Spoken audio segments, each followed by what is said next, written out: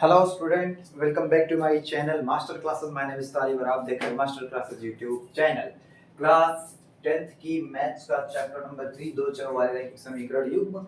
इसमें प्रश्नावली 3.3 का तीसरे क्वेश्चन का आज हम छठवां क्वेश्चन देखने वाले हैं। इसके पहले हम 5 क्वेश्चन डिस्कस कर चुके हैं और अच्छे से आपको समझा चुके हैं। इस क्वेश्चन का भी पोस्टमार्टम करके बहुत अच्छे से समझाऊंगा और याद रखिए ये क्वेश्चन बड़ा इंपॉर्टेंट है। आप अपनी बुक से मैच कर सकते हैं। एनसीईआरटी की मैथ्स की बुक है यूपी बोर्ड की। आइए इसको लगाते हैं। क्या है थर्ड क्वेश्चन, इसको मैं रोज रोज पढ़ देता हूँ एक बार, जिससे आपको समझ आ जाए करना क्या है। निम्नलिखित समस्या में रैखिक समीकरण युग्म बनाइए और उनके हल प्रतिस्थापन विधि द्वारा ज्ञात कीजिए। अभी तक हम जितने हल देखे हैं प्रतिस्थापन विधि से देखे हैं। हो सकता है आप प्रतिस्थापन विधि से बहुत अच्छी तरीके से वाकिफ हो गए हो। अब आपको बोरिंग भी लगने लगी होगी क्योंकि आपको बहुत अच्छे से आ गई होगी। छठवां क्वेश्चन है, इसमें हमें आयु से रिलेटेड क्वेश्चन है, बहुत इंपॉर्टेंट होता है आयु वाला क्वेश्चन। तो चलिए शुरू करते हैं। 5 वर्ष बाद जैकब के, एक चीज इसमें बता देता हूँ, बाद और पूर्व का क्या मतलब है। यहाँ साइड में देखिए, बाद का मतलब है, आप बाद का मतलब समझ पा रहे होंगे, आने वाला समय। यानी कि अगर किसी किसी भी समय में बाद करना है तो आने वाले समय में, यानी प्लस करके जाएंगे, जोड़ के जाएंगे। और पूर्व का मतलब है पहले। पूर्व का मतलब पहले जो समय बीत चुका है। जैसे हमारे पूर्व मतलब बचपन में, बचपन को हमारे बचपन को ही मेरा पूर्व कहेंगे। यानी बचपन में जाना है तो माइनस करके जाना पड़ेगा, तो माइनस लगाएंगे। इस बात को ध्यान रखेंगे। उसके बाद सवाल पढ़ते हैं। 5 वर्ष बाद जैकब की आयु उसके पुत्र की आयु से 3 गुनी हो जाएगी। कब? 5 वर्ष बाद। तो यार इसके लिए ना मैं एक चार्ट बना देता हूँ, आपको ज्यादा समझ आएगा। एक चार्ट वर्तमान आयु का और एक चार्ट बना देता हूं जिसमें हम लिखेंगे वर्तमान आयु, वर्तमान आयु,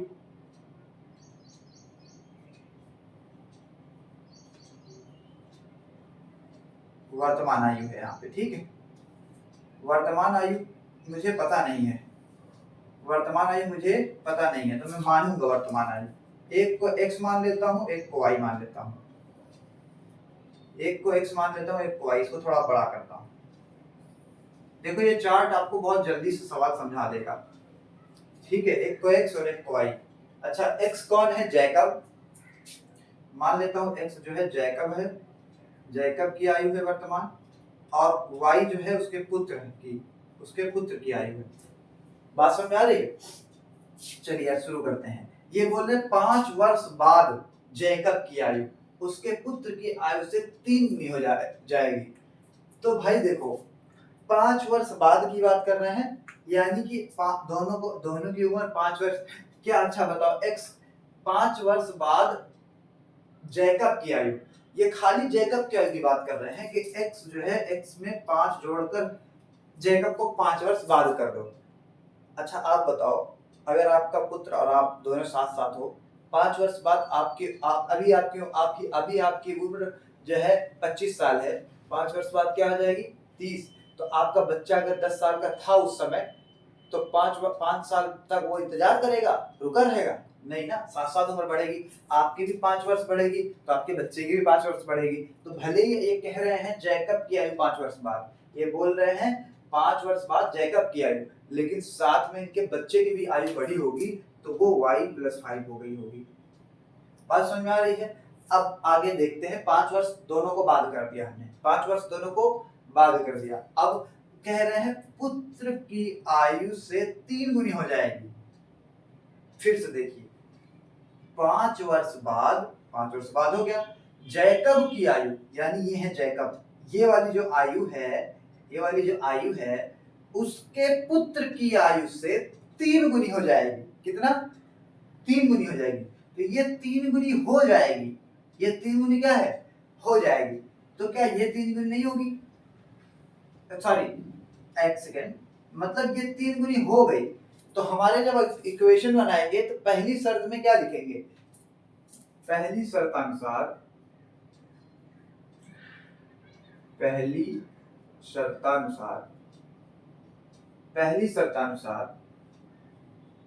ये जो x+5 है y+5 के बराबर तभी हो पाएगा y प्लस 5 के बराबर तभी हो पाएगा, एक अभी आप समझा तो फिर इसको लगाता हूँ। कह रहे हैं कि जैकब की आयु यानी इधर वाली जो आयु है वो 3 गुनी हो जाएगी 5 वर्ष बाद। देखो दोनों में 5 वर्ष बाद 5 वर्ष बाद किया, दोनों में 5 वर्ष बाद किया, लेकिन दोनों बराबर थोड़ी हो जाएंगी, ये 3 गुनी हो जाएगी, मतलब पिता की उम्र ज्यादा हो जाएगी, बच्चे की उम्र कम रहेगी, लेकिन ये पता है कि 3 गुनी आयु इसकी हो जाएगी। जैसे फॉर एग्जांपल इनकी आयु मान लेते हैं, इस बच्चे की आयु मान लो 5 साल रही, बच्चे की आयु क्या रही 5, तो इनके पिता की आयु क्या हो जाएगी 5 तिया 15 साल। इनकी उम्र 10 साल रही तो इनके पिता की आयु क्या हो जाएगी 10 तिया 30 साल। ये थोड़ी सी घंटी बज रही है, मुझे माफ करना, वो अभी बंद हो जाएगी। ठीक है, 3 गुनी, कितनी गुनी 3 गुनी, यानी ये 3 गुनी हो जाएगी है। अभी ये 3 गुनी नहीं है, दोनों को बराबर होने के लिए इधर भी 3 से गुना करना पड़ेगा, 3 गुना इसको भी कर दो, अब बराबर हो गए, अब दोनों तरफ बराबर हो गए। ठीक है, बात समझ आ रही? इसका इक्वेशन बना लो भाई, x प्लस 5 इक्वल टू 3 को अंदर भेजो, 3y प्लस 3 बचे 15। अब x y, इस 3y को इधर लो, माइनस 3y हो जाएगा, उधर 15 है, 5 को उधर ले जाएंगे -5, x minus 3y is equal to 15 में से 5 गया 10। इक्वेशन नंबर 10 बन गया, इक्वेशन नंबर 1। ठीक है, इक्वेशन नंबर 1 बन गया। अब दूसरी शर्त पढ़ते हैं, दूसरी शर्त अनुसार यहां से लिखेंगे, जो जो बोलेगा वो, दूसरी शर्तानुसार, दूसरी शर्तानुसार देखो पढ़ो, कहां तक हुआ था, यहां तक हो जाएगा। अरे 5 वर्ष पूर्व, आप कह रहा 5 वर्ष पहले, आप पहले वाला बनाते हैं, 5 वर्ष पहले यानी x माइनस 5 और y माइनस 5 दोनों को 5 वर्ष कम कर दो। कह रहा है कि 5 वर्ष पहले, 5 वर्ष पूर्व जैकब की आयु उसके पुत्र की आयु की 7 गुनी थी।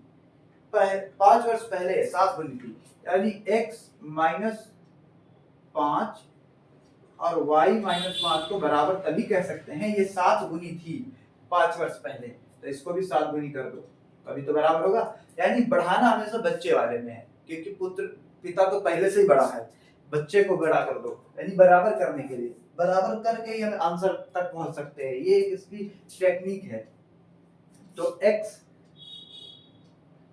यहाँ implies that लगा देते हैं, x माइनस 5 उधर पहले मल्टीप्लाई कर लेते फिर इधर बुलाएंगे, 7y माइनस 7 बचे 35, इसको इधर बुलाओ, x इस प्लस 7y इधर आएगा, माइनस 7y बराबर उधर माइनस 35 है, इस 5 को उधर ले जाएंगे प्लस 5, x माइनस 7y बराबर 35 में से 5 घटाएंगे और ये 35 का बड़ा निशान लगाएंगे -30। Equation number 2।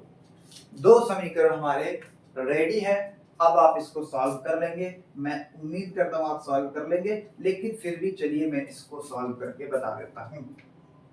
यहाँ पे मैंने क्या किया है, वर्तमान आयु को माना, यहाँ भी लिख देता हूं, चलो थोड़ा, माना जैकब की वर्तमान आयु, जैकब की वर्तमान आयु,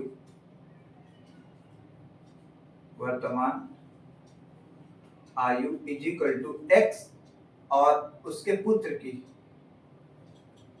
की वर्तमान आयु बराबर y। ये मान लिया। पहली शर्त अनुसार क्या है, 5 वर्ष पूर्व, 5 वर्ष बाद, 5 वर्ष बाद, ये जो इक्वेशन बना है 5 वर्ष बाद के लिए है, और ये जो इक्वेशन बना 5 वर्ष पहले के लिए है। अब आपको थोड़ा और बेटर समझ में आएगा, आ गया होगा ये बात लिखने के बाद। ठीक है, चलिए दोनों इक्वेशन को सॉल्व करते हैं। तो हम कैसे, उसी ट्रैक पर समीकरण 1 से वैल्यू निकालेंगे x की। समीकरण 1 से, समीकरण 1 जरा बताना, ये है समीकरण 1, यहाँ है, इससे x की वैल्यू निकालो। x इक्वल टू उधर 10 है, प्लस 3y को उधर ले जाओ, -3y, सॉरी -3y को उधर ले जाओ, +3y। ये इक्वेशन नंबर 3 बन गया, डायरेक्ट बन गया, क्योंकि हमारे पास x अकेला एक तरफ बच गया, इक्वेशन नंबर 3 हो गया। x का मान थोड़ा अच्छा सा लिखो, x का मान समीकरण किसमें, x का मान समीकरण 2 में रखने पर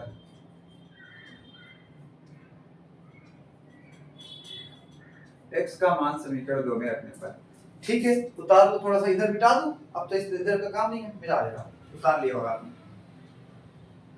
समीकरण 2 में x का मान रखने पर क्या होगा जरा देखो। समीकरण 2, ये है समीकरण 2, x माइनस सॉरी x का ही तो मान रखना है, x का मान है 10 प्लस 3y, तो x के जगह पे समीकरण 2 ये है पूरा, इसमें x के प्लेस पर 10 प्लस 3y रखेंगे, तो 10 प्लस 3y और जो बचा बाकी x के प्लेस पर ये फिट कर दिए 10 प्लस 3y, और जो बचा उनको एज इट उतार दो, माइनस 7y बराबर उस तरफ है माइनस 30।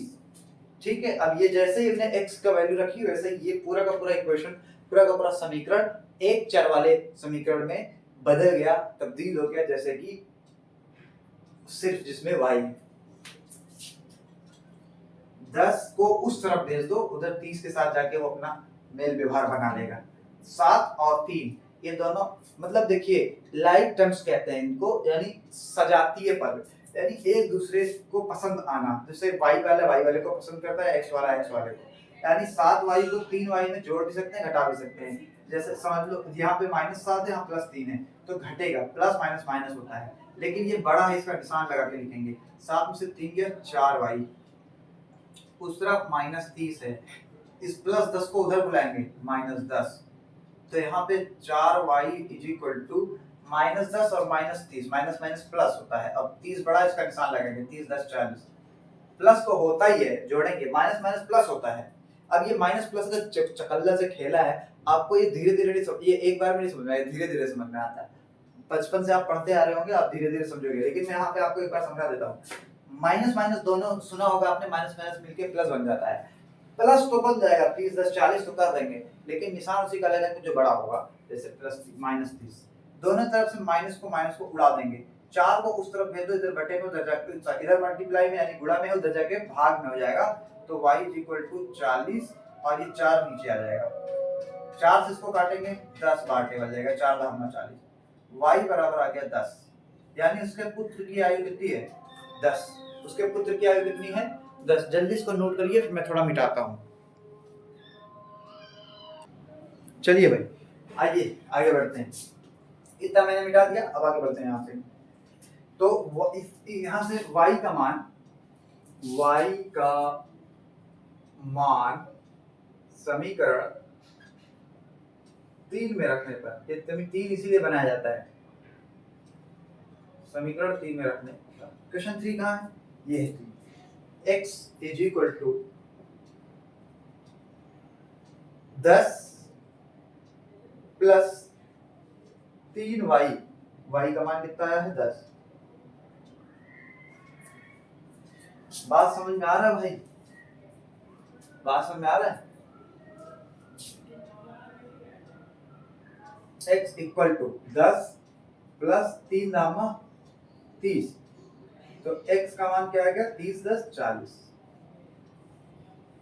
देखो x का मान आ गया 40, यानी जैकब की जो आयु है वो 40 है, 40 वर्ष है, वर्तमान आयु 40 वर्ष है, और उनके जो बेटे की आयु थी वो 10 थी, यानी उसके बेटे की आयु 10 वर्ष है, और जैकब की जो आयु है